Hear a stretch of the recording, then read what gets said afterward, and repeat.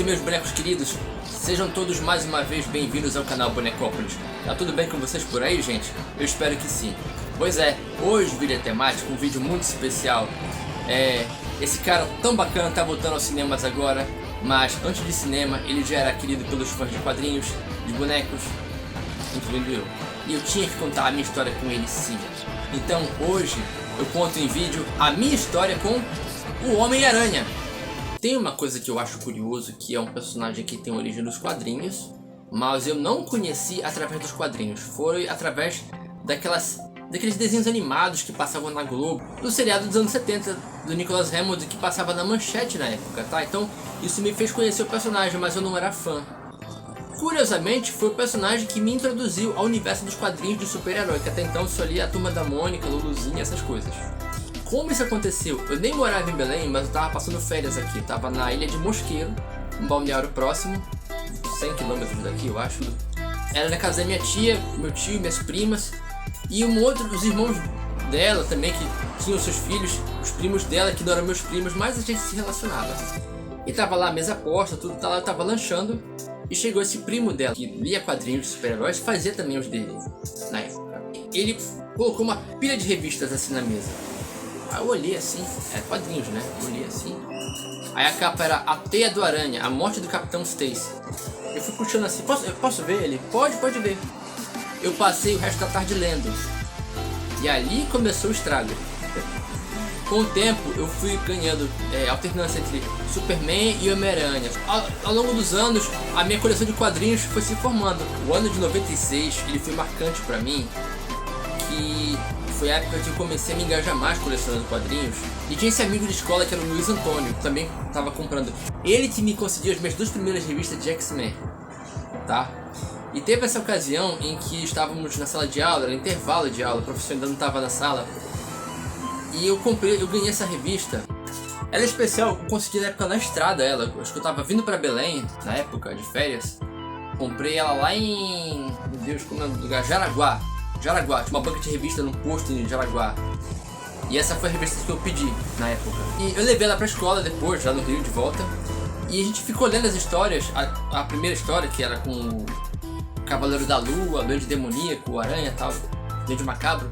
E a gente lendo, interpretando, como se fosse um teatro assim. A gente lendo assim, e o pessoal ficava em volta assim, olhando.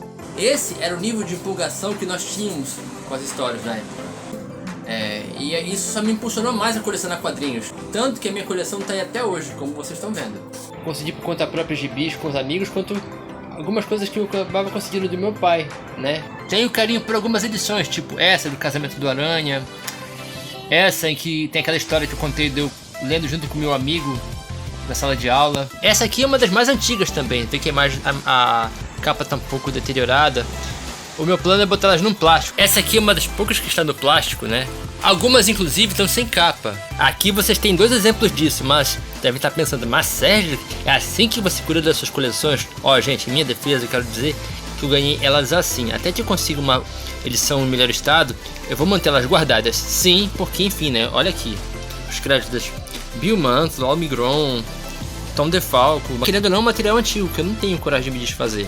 E essas histórias tem alguns dos meus quadrinistas favoritos, tipo o John Romita Jr., o Romitinha. O pessoal pega no pé do Romitinha e tal, mas cara, ele faz um trabalho muito dele assim, eu gosto do estilo dele.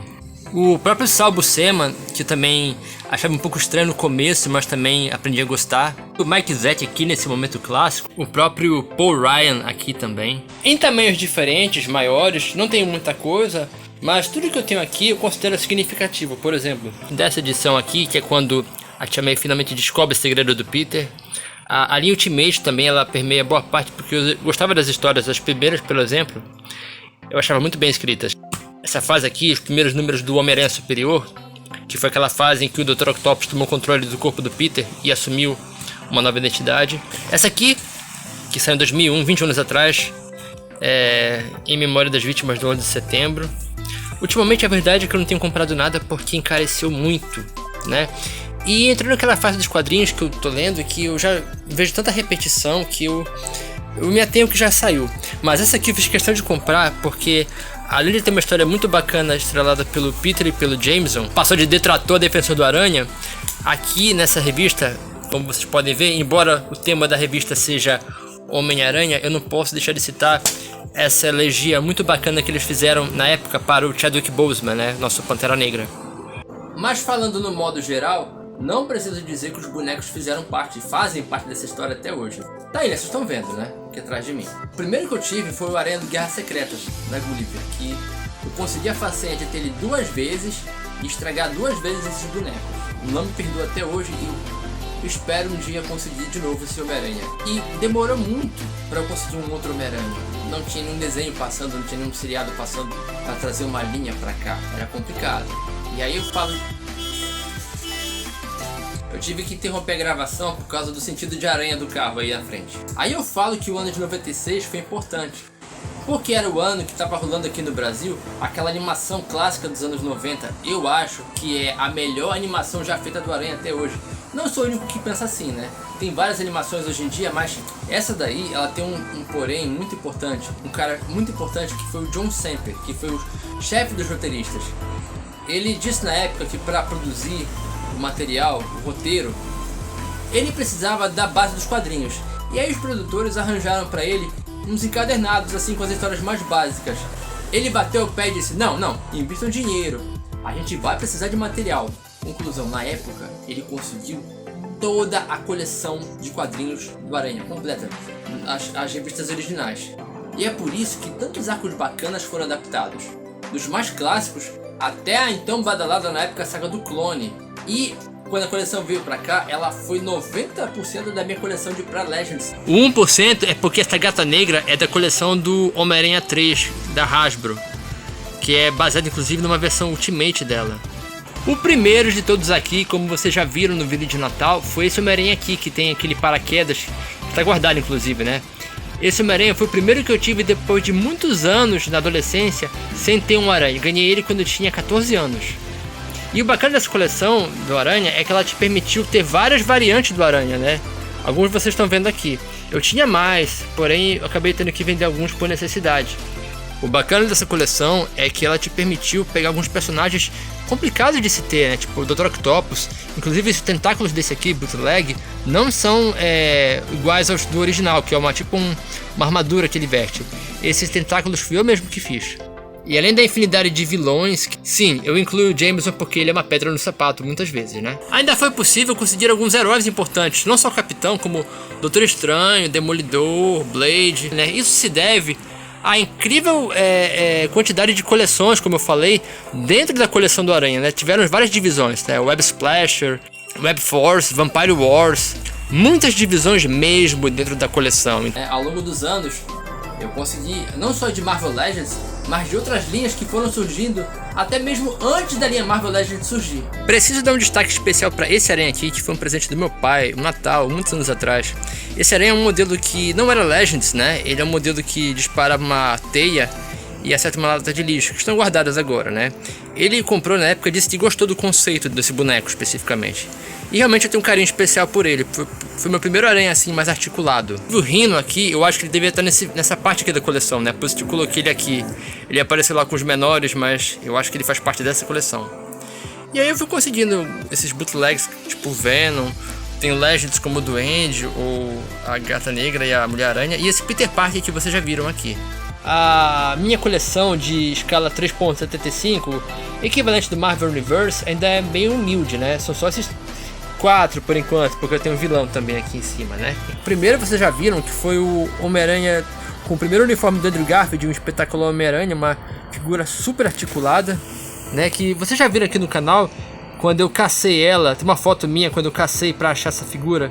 Esse Homem-Aranha aqui, que é da coleção Marvel Universe propriamente dita, eu tinha uma versão dele com as cores pretas e vermelhas, mas como ele estava muito escuro e eu queria um aranha mais colorido, né, com cores mais vivas, então eu vendi aquele e tempos depois consegui esse. Veio esse Miles Morales aqui, que veio para engrandecer a coleção, né, porque é um personagem que eu gosto bastante, e esse Duende Verde, que representa o uniforme clássico, apesar de estar na coleção do Espetacular Homem-Aranha 2, né.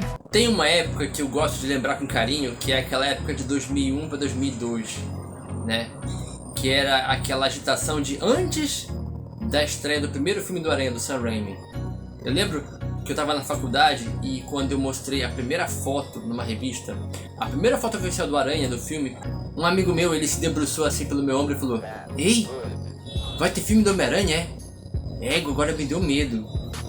Porque ninguém imaginava um personagem como esse sendo adaptado, né? Havia um projeto, teve aquele projeto de James Cameron que não foi pra frente e tal. Então, ele causou impacto. Eu lembro do dia da estreia. Tanto é que eu fui com a minha irmã, eu tava sem dinheiro, eu implorei grana emprestada pra poder ir. Onde nós fomos assistir nem existe mais. Dos Homens-Aranha do Tobey Maguire, em nenhum cinema que eu fui existe mais. Isso que é meio bizarro pensar nisso. Mas, ao longo dos anos, eu tive a chance de acompanhar 3 gerações de Homens-Aranha, né? E isso foi outra coisa que eu montei, uma coleção de filmes, que não tá completa ainda. Mas eu guardo com muito carinho, tô montando ainda. E olhar pra ela me faz refletir sobre o que foi feito antes e o que é feito hoje. Primeiro, quem é o meu aranha favorito? Não tem um aranha favorito, tá? Mas, em termos de filmes, a gente pode discutir. Por exemplo, se vocês repararem, tem o primeiro e o segundo filme, são DVDs duplos, né? O terceiro, que já é aquela coisa mais... como é que eu vou dizer... enfim, eu peguei muito depois, um DVD mais simples. Quanto aos outros, eu consegui os 2 do Garfield, porque apesar dos pesares eu gosto. O 2 tem coisas assim que são imperdoáveis, mas tem outras que são muito acertadas. E o Holland, por enquanto, ainda tá faltando Longe de Casa, ainda tem um outro filme aí pra vir, né? Eu acho que cada um acrescentou ao seu papel alguma coisa. O Maguire era um excelente Peter, mas um Homem-Aranha muito calado, fazia umas brincadeiras muito de vez em quando, que eu achava que o equilíbrio era o ideal. O Garfield é um excelente Homem-Aranha, mas um Peter Parker descolado demais, e o lance era que o Peter Parker era o cara retraído e o Aranha soltava mais. O Holland tem uma coisa muito legal, que ele é o mais jovem de todos, então ele tem aquele comportamento bem de adolescente, e tem um equilíbrio bacana aí. A gente tá vendo realmente um Aranha no início de carreira. Então assim, cada um deles pra mim valeu a pena. Exceto, é claro, as esquisitices desse aqui, né? Por motivos de... bom... vocês sabem. Eu preciso abrir um parênteses para contar o dia em que eu fui assistir Homem-Aranha 3. Na época, o filme estreou aqui em Belém, à meia-noite teve uma sessão em Ananindeua, cidade próxima a Belém. E eu acho que foi a primeira vez que teve sessão à meia-noite aqui. E um amigo meu foi. No dia seguinte, eu conversando por ele por bate-papo, no chat, e eu perguntei: "E aí, Diego?" Ele disse: "Cara, deixa o fã em casa e vai o Sérgio assistir o filme." Não, mas como? Não. Sério, cara, vai. E eu tava tão empolgado com esse filme, levei esses óculos aqui, que na época eram óculos de ovo de Páscoa. Eu fui todo empolgado, eu fui com ele na cara. Eu só sei de uma coisa: nos 40 minutos finais, com toda aquela coisa de dancinha, um amigo meu, Vinícius, do meu lado, ele estava se retorcendo na cadeira, falando: "Cara, bora embora, não aguento mais isso." Porque realmente o tom era diferente. Mas aí é aquela coisa, né? Se for comparar roteiro, quem era o primeiro roteirista? Era o David Kirk, o cara que escreveu Seven. O segundo filme era roteiro do Alfred Gold e Miles Millar, os caras que criaram Smallville. E ainda tinha o Michael Chabon, que era um vencedor de prêmio Pulitzer. Quem escreveu o 3? Ted Raimi, irmão do Sam Raimi. Foi um filme que o produtor meteu a mão, então tipo, fizeram umas coisas assim que realmente irritavam. Eu não tenho mais raiva do filme, mas eu vejo só pra achar graça. Mas, olhando para os filmes em geral, uma coisa que a gente tem que agradecer: os bonecos que vieram e ajudaram a aumentar a minha coleção. Na medida do possível, eu consegui, ao longo desses anos, de mais de quase 20 anos de filmes do Aranha, eu consegui vários modelos diferentes que acompanharam aí essa transição, essa mudança toda que os filmes passaram. Não tenho todos que eu queria ainda. Eu sinto falta de ter um Dr. Octopus do Alfred Molina, quem sabe agora, né? Eu já tive uma Mary Jane do Homem-Aranha 2, versão Legends, mas alguma coisa me fez desgostar dela e eu acabei trocando por G.I. Joe. História da minha vida. O aranha mais recente que eu consegui foi esse aqui, que eu fiz umas modificações nele, como por exemplo, eu tirei o molde de uma cabeça de Legend original do Holland e coloquei. Eu acho que ficou bacaninha. Ainda vou fazer mais alguns ajustes. Aliás, essa coleção não se limita à escala Legend, mais ou menos, porque essa coleção contém ainda alguns bonecos de escala um pouco maior, como esse Homem-Aranha do Garfield aqui que vocês estão vendo, que ele chegou bem danificado pra mim, mas eu já consertei. E no ano passado eu consertei, finalmente, dei uma arrumada nesse Duende Verde do Harry Osborn do Homem-Aranha 3, né? em 2007, que também tinha customizado ele num outro personagem, e agora eu retornei ao que ele era. Enquanto eu gravo esse vídeo, ainda não estreou o filme do Aranha e eu vou demorar um pouquinho pra ver, pelo menos uma semana, né? Tá uma loucura aqui na cidade a procura pra ver esse filme, e eu, em meio de pandemia, eu não quero ir pro cinema lotado. Vou esperar as coisas esfriarem, tentar fugir de spoiler, né? Mas aí, perguntando o que eu acho que vai acontecer nesse filme, as minhas expectativas, cara, eu só quero que o filme seja bom, entendeu? Porque existe toda uma pressão pra certas pessoas aparecerem no filme, e as pessoas estão se focando muito nisso e estão esquecendo que tem uma história que precisa ser contada, né? Eu vou remar aqui contra a maré, não vou dizer que não quero que o Maguire e o Garfield apareçam, eu quero, gostaria, seria muito legal, como easter egg, ou como, enfim, para homenagear a trajetória como um todo do que foi feito. Mas ainda tem uma história rolando ali que tem que ser boa, não pode ser apenas um fanservice com um roteiro ruim, tem que ser uma história boa, tem que ter o nível de epicidade que estão prometendo. Eu espero que seja assim. Tem uma dualidade interessante no Aranha, que as pessoas se identificam muito com ele, dizem que é o mais humano dos super-heróis, apesar dele ter poderes. Por quê? Porque ele vive as mesmas coisas que a maioria de nós. Não é como o Batman, que não tem poderes, mas ele é milionário, tem mega recursos e tudo. E tem um preparo que colocam nele assim no roteiro que ele nunca falha. O Aranha falha, o Aranha ele ajuda todo mundo e no final tá sozinho. Acho que todo mundo teve essa sensação, né? Tipo, eu ajudo todo mundo, mas na hora que eu preciso ninguém tá por perto. Ele é um herói solitário, tipo, ele hoje até faz parte dos Vingadores em algum momento tal, de alguma equipe. Mas houve uma época em que ele passava muito tempo sozinho. Alguns heróis passam muito tempo sozinhos, mas não estão nem aí, tipo o Demolidor, por exemplo, não estão nem aí, eles agem sozinhos. Mas o Aranha é um cara social. E eu acho muito bacana que nos filmes, principalmente do Tom Holland, o De Volta ao Lar mostrou duas cenas muito legais que eu acho que definem quem o Homem-Aranha é, né? Até hoje foi a melhor definição. Uma é quando ele vai patrulhar no começo do filme o bairro do Queens, aí fica passando pelo metrô, fica interagindo com as pessoas nas vendas, com os vizinhos e tudo. E no final do filme ele tem uma chance de ingressar nos Vingadores, tudo, ganhar um uniforme. Ele fala, não, eu vou continuar cuidando da vizinhança. E eu acho isso fantástico. Mostra a escala, apesar dos poderes, a escala do personagem. É um herói que está aqui perto de nós. Se você mora em um bairro, você consegue imaginar um Homem-Aranha protegendo o bairro? Esse cara aqui, apesar de tudo que ele já passou, quem lê quadrinhos já sabe disso, até nos filmes também, mas principalmente nos quadrinhos, quem viu o que ele já passou teria dito, pô, eu já teria jogado a toalha há muito tempo. Mas é um cara que te ensinou sobre, através daquela máxima de poder e responsabilidade, o lance de obstinação. O cara não tem recursos, o cara tá sempre sendo desprezado pelos jornais, é caçado como inimigo público, mas ele faz o que é preciso ser feito. Isso pra mim molda o caráter de uma forma, e com certeza muita gente teve o caráter moldado por isso. Por isso os quadrinhos da Marvel são tão importantes no século XX e até hoje no século XXI, porque eles capturaram a humanidade e jogaram em meio à fantasia. E o Aranha talvez seja o maior representante disso. Mano, eu duvido que tu não tenhas uma história do Homem-Aranha. Aposto que você tem. E eu vou pedir sim pra você compartilhar a sua história com o Homem-Aranha aqui no canal, aqui nos comentários. Eu quero conhecer, coleciona, lê os quadrinhos, viu os desenhos, jogou, é tanta coisa, compartilha aí. Gostou desse vídeo? Deixa o like. Tá gostando do conteúdo do canal? Te inscreve aí pra me dar essa força, viu? Muito obrigado pela visita, bora guardar esse filme aí, e até o próximo vídeo aqui no canal Bonecópolis.